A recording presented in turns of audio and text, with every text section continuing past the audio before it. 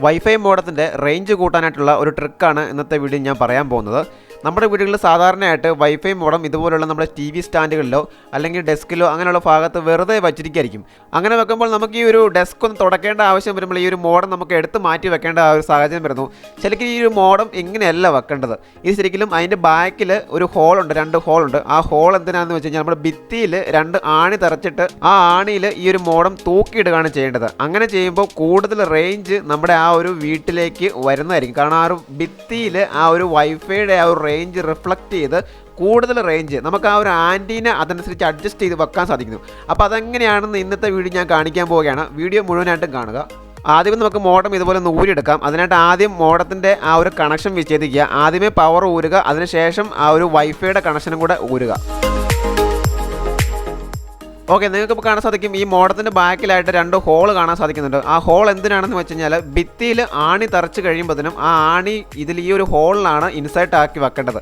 അതിനുവേണ്ടിയാണ് ഈ 2 ഹോൾ കൊടുത്തിരിക്കുന്നത്. എവിടെയാണ് നമുക്ക് മോഡം ഫിറ്റ് ചെയ്യേണ്ടത് അവിടെ നോർമലായിട്ട് ഇതുപോലെ ഒരു ആണി തറയ്ക്കുക. അതിനുശേഷം മോഡത്തിൻ്റെ ആ 2 ഹോളുകൾ തമ്മിലുള്ള അകലം കണക്കാക്കുക. അതിനുശേഷം ആ അളവിൽ ഇതുപോലെ സ്കെയിൽ കൊണ്ടൊരു മാർക്ക് ചെയ്ത് അപ്പുറത്ത് ആണി തറയ്ക്കാനായിട്ട് ഇതുപോലെ ഒരു മാർക്ക് ചെയ്ത് പോയിന്റ് ചെയ്തിടുക. ശേഷം ആ പോയിന്റ് ചെയ്ത ഭാഗത്ത് ഇതുപോലൊരു ആണി വീണ്ടും തറയ്ക്കുക. അപ്പം ഇപ്പോൾ 2 ഹോളിലും കിടക്കാനും ഭാഗത്തിന് കറക്റ്റ് ആണി വന്നിട്ടുണ്ട്. ഇനി നമ്മുടെ മോഡം അവിടെ ഇൻസേർട്ട് ചെയ്ത് കൊടുക്കുക. എന്നിട്ട് കണക്ഷനും കാര്യങ്ങളൊക്കെ കൊടുക്കുക.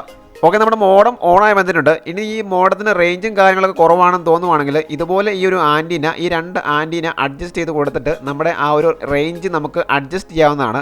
അതായത് ഏതെങ്കിലും ഒരു മുറിയിൽ റേഞ്ച് കുറവാണെന്ന് തോന്നുവാണെങ്കിൽ ഇതുപോലെ ആൻറ്റീന അഡ്ജസ്റ്റ് ചെയ്തതിന് ശേഷം ആ മുറിയിൽ നമുക്ക് റേഞ്ച് കൂട്ടിയെടുക്കാവുന്നതാണ്.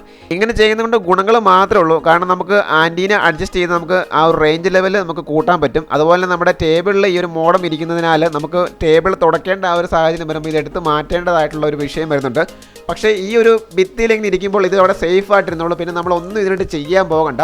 അപ്പോൾ ഈ ഒരു വീഡിയോ ഇഷ്ടമായെന്ന് വിശ്വസിക്കുന്നു. നിങ്ങളുടെ വീട്ടിൽ മോഡം ഉണ്ടെങ്കിൽ ഈ ഒരു മോഡം ഇതുപോലെ ഭിത്തിയിൽ ഇൻസേർട്ട് ചെയ്യാൻ ശ്രദ്ധിക്കുക. അപ്പോൾ ഈ ഒരു വീഡിയോ ഇഷ്ടമായെങ്കിൽ ചാനൽ സബ്സ്ക്രൈബ് ചെയ്യാൻ മറക്കരുത്. പുതിയൊരു ഇൻഫോർമേറ്റീവ് വീഡിയോ ആയിട്ട് അടുത്ത ദിവസം തന്നെ കാണാം. Good bye.